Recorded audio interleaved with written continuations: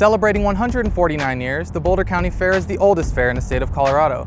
Originally held in Boulder, the fair officially relocated to Longmont in 1899 and was named Pumpkin Pie Day. Today, the fair is held every August right here at the Boulder County Fairgrounds. On this episode of SVSR Extra, we meet with 4-H member Liz French of Silver Creek High School, but first we talk with Boulder County Fair and Rodeo queen Sydney Postle and her horse, Kula. So Sydney, thank you for being with us and thank you for bringing your lovely horse, Kula. Am I pronouncing that correctly? Yes. So talk a little bit about your background, how you were raised, how we got to this point where you're the queen of the Boulder County Fair and Rodeo. I grew up on a farm and a ranch out in eastern Colorado, so I grew up around horses and we had a local rodeo, and my dad was a farmer and raised Angus. So I grew up in agriculture and I really became passionate about it, making friends throughout 4-H. And when we moved out here to Boulder County 7 years ago, I really just fell in love with the atmosphere and the culture here in Boulder County. And I made so many friends and everyone was so welcoming, and that really inspired me to try out for my title as an ambassador for the Fair and Rodeo. Awesome. So what does the process look like? You say when you moved out here you became interested. What have you done for the last 7 years to get to this point? Well, for the last 7 years, I've shown Angus cattle out here in Boulder County. So there's a livestock show at the Boulder County Fair. And as soon as I moved out here, I entered breeding beef projects with my red Angus heifers that my dad and I had raised on our ranch. And then throughout that, about 2 years later, I decided that I wanted to try out for the rodeo queen here at Boulder County. And so I tried out during the contest for the Lady in Waiting, which had a horsemanship portion and a public speaking and modeling portion as well. Wow. So it was just the full contest encompassed what it means to be a rodeo queen, and it took me 2 years to win my title. So that's impressive. So a lot of people who are watching this might think that you're 100% invested into this and this is all you do, but you have a lot of other stuff going on in your life. Tell us about that. I do. So I just graduated from Meade High School this spring, and I was a 3-sport athlete there. So I ran cross country and track, and then I also played soccer in the spring. So that was a huge time commitment throughout high school. And in addition to that, I was involved in Posse, which is Freshman Advisory Council, and then also Student Council. And then outside of that, I'm working on earning my private pilot's license. So you're very, very busy. What is juggling all these different commitments do? I mean, how does that work for you? At times it's very challenging, but you learn to be really good at communication and just making sure that you're clear with everything and everyone that you're doing, because you have to be various places at various times and sometimes things overlap. So it's really important to just have great communication, and when you are at an event, just give it 100% because you're only going to be there for a limited amount of time. Absolutely. And on top of all of this other stuff, you're going to Tucson to the University of Arizona in the fall, is that correct? That's correct. And so what did that look like? I mean, I'm sure you were out there while you were doing all this other stuff. How did you finalize your college choice? Well, I toured a lot of colleges last summer in between attending various rodeo queen events, and I just fell in love with the University of Arizona, primarily their Navy ROTC program, because that is something that I was really interested in doing. And I applied for the Navy ROTC scholarship, and when I found out that I won it, I actually was sent to the University of Arizona to earn my physics degree. Wow. So I'm so excited to go there this fall, and I just love everything about the school. That's awesome. So transitioning back to where we are today, what do your responsibilities, what does your commitment look like just in terms of being the Boulder County Fair and Rodeo queen? As the Boulder County Fair and Rodeo queen this summer, I've traveled to various rodeos across the state of Colorado, including the Elizabeth Stampede, the Rooftop Rodeo in Estes, Colorado, and there are many other parades and events that we do, but the primary purpose of my title is to promote the Boulder County Fair and Rodeo. So I serve as an ambassador for the Fair and Rodeo, and at all these parades, events, chamber and community functions, I just talk to the public and inform them about the Boulder County Fair and what we're about here. That's awesome. So Sydney, Kula here is obviously one of your joys and your passions. How long have you had her? How old is she? I've had Kula for about 7 years. She's 6 years old, and she was gifted to me when she was a young mare, and she was actually a foal, and she was gifted to me by a horse trainer that I'd worked with quite a bit when I was younger. And starting out riding, and she just saw a lot of potential in me and this mare as a foal, and so she gifted her to me, and we have worked together for the past 6 years training, and now she's my go-to horse. What do your daily or weekly routines with her look like? Well, she needs fed twice a day, and it's always my goal to ride her once a day, but with all the other commitments I have going on, it can be a struggle, but it takes a lot of time to get to the point we are, and we've had a lot of training and travel across the state to work with different trainers and together to get to the point where we are now. And when you say feeding, I mean, right now she's just happy eating grass. Do you have a formula that you give her when you talk about like an actual feeding, or is this just what she does? Nope, so we don't graze her every day out in pasture, but she eats grass hay, so she's just a horse. She eats grass hay twice a day, and then I give her some treats if she does well after I ride her. That's awesome. So what else should we know? Is there anything that I'm missing? What else should we know about your involvement here, or things that you know that you're going to be doing when the fair approaches here, August 3rd through the 12th, I believe? So I'll be here at the fair every day until I leave for college, and the Boulder County Fair is just amazing. What I love about it is it's so unique and diverse. We are not only the oldest fair in the state of Colorado, but we are the largest county fair in the state of Colorado. So it's really unique to have such a culturally diverse fair with some rich history as well. Yeah, absolutely. So I understand the Queen's Ball is the first kickoff event for you and for the fair. Can you tell us about that?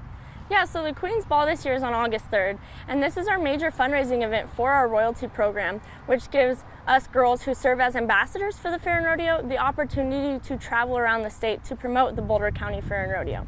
And this event also serves as the kickoff for the Boulder County Fair. So we invite sponsors and various community members involved in the fair and community to come and enjoy this evening with us. There will be a dinner, a live and silent auction, and then it will help the girls going into the Boulder County Fair and Rodeo Queen, Lady in Waiting, and Princess positions next year to promote and fulfill their duties of their title. So now, is this your final sort of hurrah for anything involved with Boulder County Fair and Rodeo, and then once you're done with this and you're off to school, does that sort of wrap it up for you? Yeah, so this year's fair is going to be my last event as the Boulder County Fair and Rodeo Queen. I'm excited to start it off with our Queen's Ball on August 3rd, the Boulder County Fair and Rodeo Parade on the following Saturday, and then on Sunday, August 5th will be our rodeo. And so our CPRA rodeo will be my last event as the Boulder County Fair and Rodeo Queen, and then I'll head off to college. Awesome. And in closing, what will you remember? What are some of the greatest things that came of you being involved with the fair here in Boulder County? One of the best things that came from me holding this title is my passion for leadership and service. I will never forget that service is the best way to be a leader and to fulfill your potential as a person. So I'll always remember the importance of service and just being a selfless person. Awesome. Well, thank you for being with us, Sydney, and thank you, Kula, and we look forward to seeing you at the fair. Thank you. I look forward to seeing you as well. Next up, we meet with Liz French, 4-H member and competitor at this year's Boulder County Fair. Liz, thanks so much for being with us. So for people who don't know, what is 4-H? So 4-H is this organization where youth can come to the fair and other shows and things and show off what they've been working on all year long. And there's the creative living side of things, which is photography and sewing and other things like that. And then there's the more livestock side of it, where people come and show their swine and goats, chickens. And then there's also horses and dogs, which are kind of put in their own separate category because there's nothing else really shown like them. And horses have been getting really popular recently. Awesome. So how did you get started with 4-H? Take me back to how long you've been involved and how you got started. So 6 summers ago, I'm pretty sure it was, I was really interested in goats. And I already had horses and like dabbled around in open showing. And I had no one in my family, including me, knew anything about 4-H or what it was.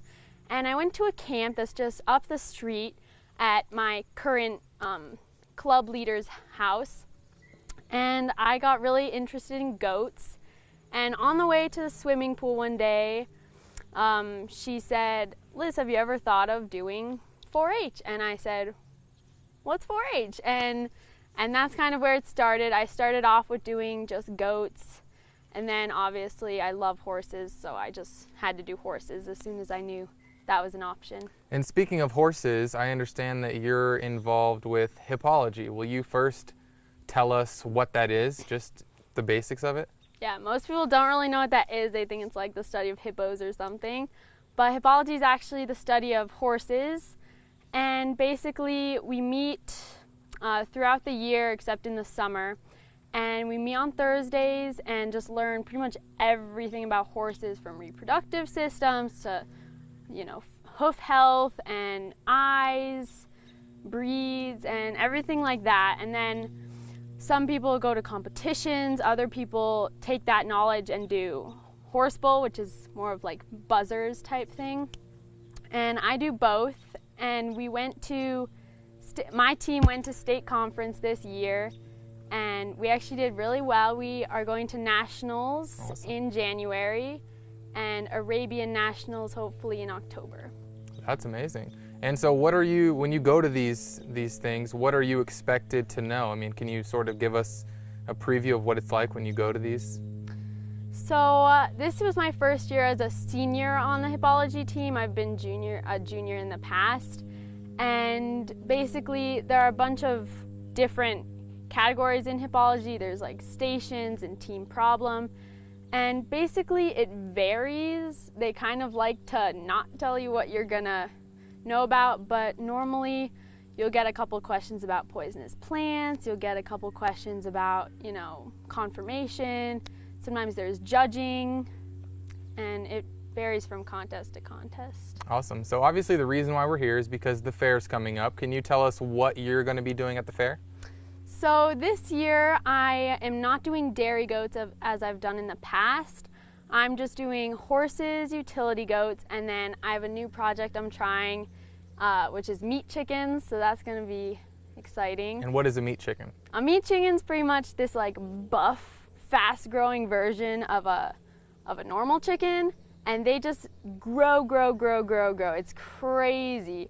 From the time I got them to now, which is about 6 weeks, they're about 5 pounds now from the little chickie they were, and now they're just beasts. Awesome. Well, I understand you're going to show us around now, and we're going to see the chickens, the horses, the goats, so let's do that right now. So this is Champ. This is my sister's horse. He's a paint, and he's very curious. He loves the camera. These are the horses that we compete with, and we'll each be riding our horse at the fair. We both do English, Western, and showmanship. After really realizing our horses are halter failures, which is their conformation. And yeah, we'll be showing all 3 days of horses at the fair, hopefully, if we get into Champion of Champions on Sunday. So where are we headed next, Liz? We'll head over to the goats.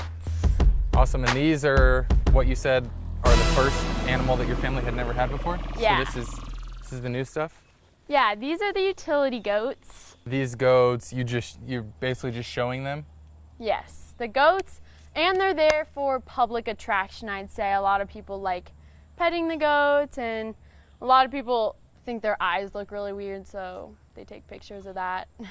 So it's just a common attraction probably for kids and young children. I think if more people knew about the utility day, more people would go, because it's really fun to watch. So Liz, now you're taking us to the meat chickens. Tell us a little bit about those. So the meat chickens are like this kind of weird breed of chicken that just grow so that you can have ample meat within 8 weeks.